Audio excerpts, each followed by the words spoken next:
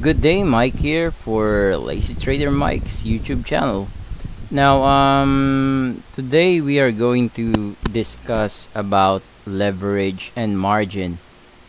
Notice ko kasi marami pa ring naguguluhan kung ano ang leverage, ano yung margin.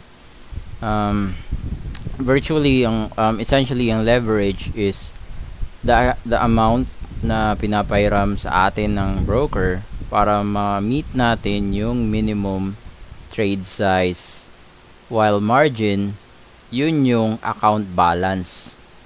Ngayon, karamihan sa broker, meron yan silang minimum trade size. Kung bibisita kayo sa isang broker site, hanapin nyo palagi yung trading conditions. Nandiyan yan siya. While Traders Way, this is my broker, and I'd like you to check them out. Yung link nandiyan sa ibaba. And then, open kayo ng demo. Ang ire-recommend ko dyan, MT4ECN. So, kung pupunta kayo sa MT4ECN,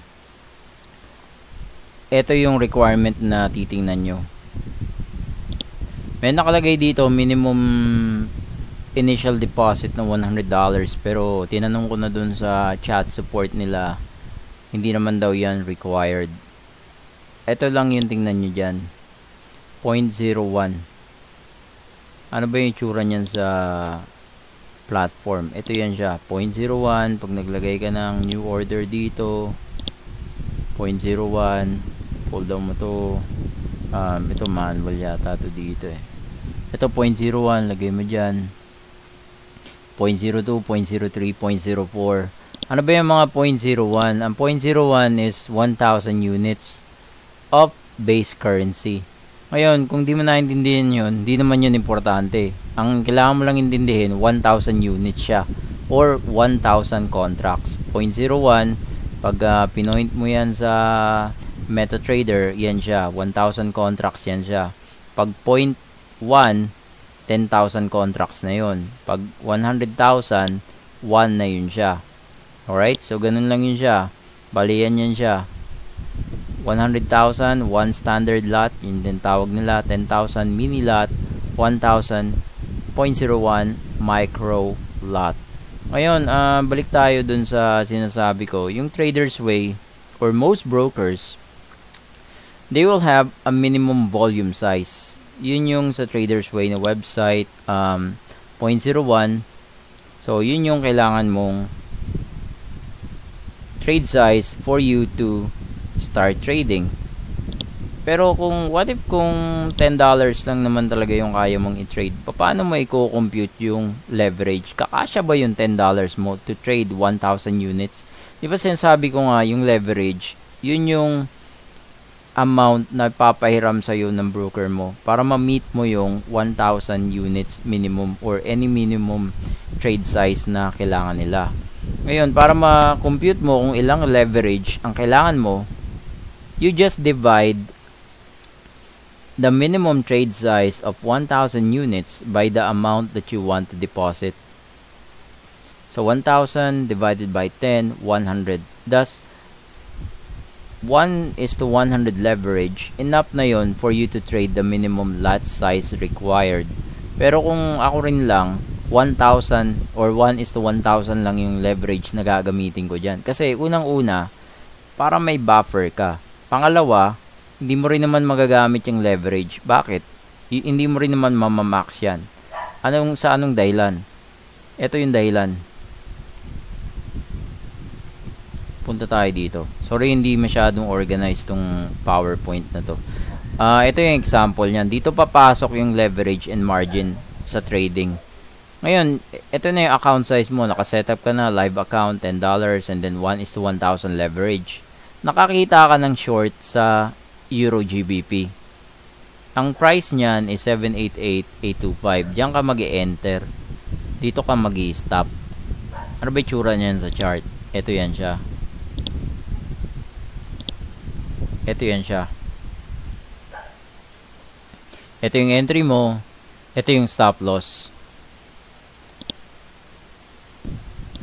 Alright, entry, stop loss. So, i-measure natin kung gaano ka layo yun. Ito yung isang technique. para hindi na kayo pupunta sa mga profit loss calculator online. Mabilisan lang. Measure nyo yan.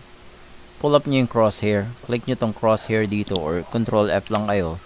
Yan, may lalabas dyan na mayroong cross. Kung familiar kayo sa mga Call of Duty, alam nyo na kung ano yan. So, tapat mo lang yan siya, and then tingnan mo yung price dun sa gilid, dito sa gilid. Tapat mo yan siya. Pag okay na, press and hold the left mouse button. Left mouse button ka lang. Then, drag mo. Drag dun pataas, papunta dun sa stop loss mo. Alright? So, makikita mo dyan, may lalabas na mga numbers. Ano ba yung mga numbers na yan? Yung unang number, yan yung number of candle na may measure mo. Huwag mong intindihin yung unang number. Yung pangalawang number lang, tsaka yung pangatlong number, yung importante. Ano bang number meron dyan sa pangalawa? 1,148. Yung pangatlo, 79986. Ibig sabihin, itong crosshair na to right now, at this moment, nakatapat siya sa 79986, and yung difference from the point na nag-measure ka is 1,000, nag-iba na, 1,181, let's say, 1,181.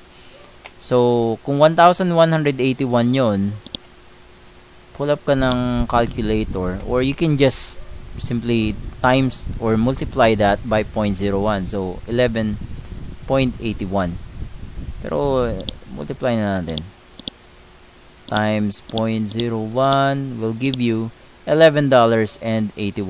So, kung mag-short ka dito sa daily chart, $11.81 to. So, technically, hindi yun magkakasya sa account size mo. So, balik tayo dun sa example. Medyo naiba lang yung numbers dito, pero the same pa rin yung logic. So, ang entry price 78825, stop is 79970. Pag minus mo to dito, 79970 minus 78825, you will get 1,145 points. Tulad ng pinakita ko sa inyo kanina, yung gitnang number when you try to measure, press and hold left mouse button, and then kunin nyo yung gitnang number dyan. And then, ito na yun siya, 1145. Gusto mong pips, i-divide mo lang yun siya ng 10. Bakit may di-divide ng 10? Kasi 5-digit broker, mostly, ang karamihan sa mga broker ngayon, 5-digit na, hindi na 4 digits. So, technically, ang 1 pip sa 5-digit broker is 10 points. Para di ka na lang malito, huwag mo na paguloyin yung mundo mo, i-treat mo lang yan siya as point. So, 1,145 points, and then you multiply that by the trade size, 0.01, makukuha ka 1145. Anong problema sa trade na to? Walang problema sa leverage. Pasok yung leverage. Kasi yung leverage mo, 1:1,000. Kung multiply mo itong 10 sa 1,000, you can virtually control 10,000 contracts or 10,000 units. Pero dito, 1,000 lang muna kasi maliitan lang. Pero, may problema ka sa margin. Yung trade size, yung account size mo kasi, which is also your margin, is only $10. Pero yung trade na to, required siya sa stop loss is $11.45. So, hindi mo pwedeng i-trade to sa daily chart with that type or same stop placement. So, hindi pwede tong trade na to. Invalid tong trade na to sa account size mo. So, para ma-remedyohan mo yan, hanap ka ng ibang signal. Let's say, nabuo na tong ano na to. Nabuo na to. So, during the day, during the next day, ito yung mag-aabang ka kasi ang assumption mo dito, bababa to siya. So, aabangan mo yung next day. Dito ka na sa intraday chart. Mag-aabang ka ng evidence na merong follow-up from the sellers to short galing sa signal sa daily. Ngayon, ibang usapan na yan. Pag-uusapan natin yan sa mga ibang video, yung mga trade setups. Malalaman nyo rin paano talaga to ginagawa. For now, concentrate on margin leverage. So, nakahanap ka ng trade. Nakahanap ka ng signal ito, engulfing. Palagyan natin ito lang. Sample lang naman eh. So, measure natin yan. Once again, pull up crosshair, Control F. And then, press and hold left mouse button. And then, punta ka dun, i-drag mo sa tapat mo sa required or desired price kung saan mo ilalagay yung stop loss. Let's say ito 418, so times mo lang yan sa 0.01. 418 times 0.01, so technically that's $4.18, pero times na natin 0.01, that's $4.18. So technically kung ito yung trade na kukunin mo, you can do 2,000 contracts, kasi pag minultiply mo naman yung 4.18 doon times 2 times 2,000, or 4.18 times 0.02, ano pa rin yun, below $10, which is kasya pa rin sa margin mo. So ito yung example na yon sa 1 hour chart, Euro GBP, naghanap ka ng ibang trade intraday kasi alam mo talaga may follow up sa mga sellers, tinrade mo siya intraday. So ang stop loss mo is 41.9 pips or 419 points. Ang risk mo sa trade is $4.19, na kasyang-kasya sa margin and pasok na pasok sa leverage. So valid na trade siya. Alright, so wag na kayong malilito dyan. Kung nalilito pa rin kayo, comment lang kayo sa video sa ibaba. And then check nyo yung link ng Traders Way, nandiyan din sa baba. Sign up kayo for demo para maabangan nyo yung mga susunod na video. Thank you so much for watching. Once again, this has been Mike and you have a great day. Goodbye.